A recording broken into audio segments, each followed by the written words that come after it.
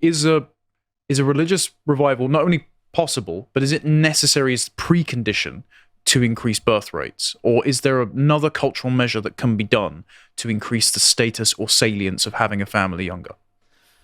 Again, it's a great question, and I don't really have the answer to it. I don't think anybody knows. We can see for sure that there is a very strong correlation of fertility and religiosity in most of the West. So we know it's very clear in America.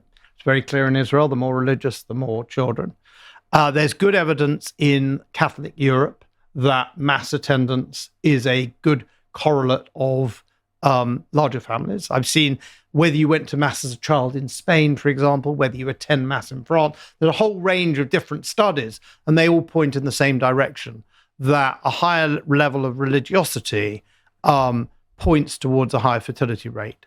Now, is it possible to invent a secular pronatalism? I don't know. I think it's work in progress.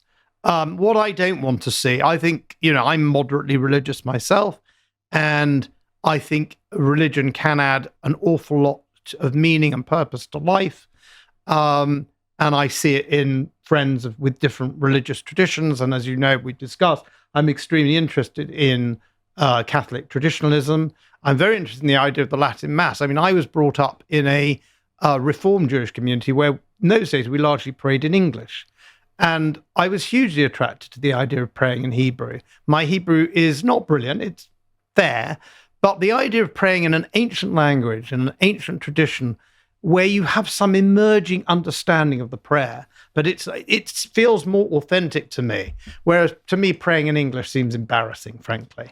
And the only prayer we have in English is the prayer for the king, which is a very long-standing tradition, go all the way back to Isaiah, that you pray for the head of the state. So I can see the value of religion. I welcome religion. I, however, don't want to think that a revival of fertility back to 2 to 3 children, which I always say I think is quite a modest goal, I don't want to think that that is going to have to rely on a religious revival, because I'm not sure how realistic it is. And because I'm hoping that we could have a society in which totally secular people, for totally secular reasons, like children are wonderful and forming a family is fantastic and it's the best adventure you can go on in your life, and keeping your country and your nation and your group going is important to you. I'd like to think that those things alone would be sufficient to motivate people to have larger families. So it's not that I don't want to see a religious revival. I mean, the other thing is I was on Radio 4 yesterday. It was actually great. I mean, it was on with Amal Rajan, who we've discussed, who's really interested in this stuff. And he's had me on Radio 4 three times, and I very much appreciate that. But I was on probably a really good slot, actually, Afterthought for the Day. Somebody said to me, "Oh, must be a prime slot." And I said, "Yes, Afterthought for the Day, anything would be interesting." But I was sitting with a bishop before we went in, a bishop who spoke, very nice chap, with another bishop who'd come with him to, they were off to a conference. And we were talking about fertility. And he was, of course, the Church of England bishop.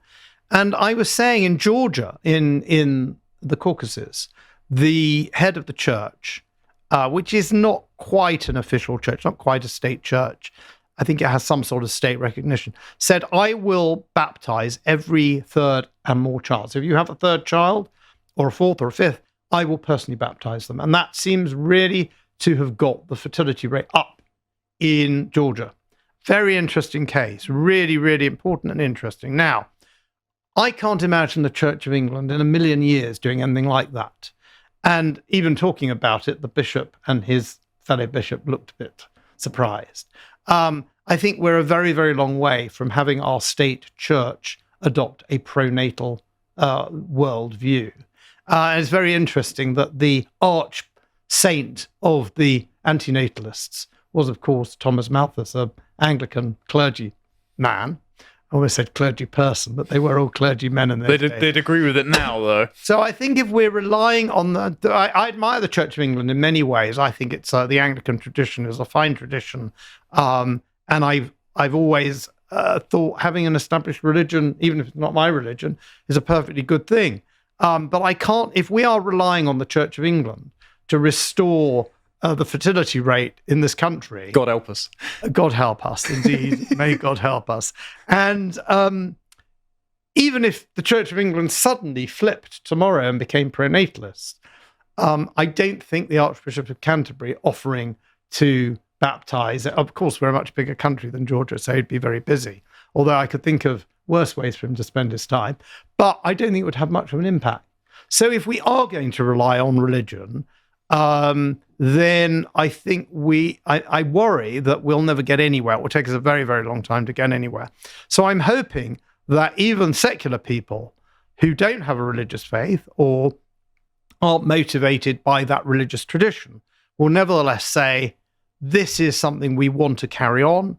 Our country needs it. And I don't really expect people to have children because of the national requirements, but the whole culture flips. And suddenly people start saying, this is the coolest, this is the most attractive, this is the best thing you can do, this is what you really want to do. And it's so much more exciting to create a new person, to create a new life, than to do all the other things you might do.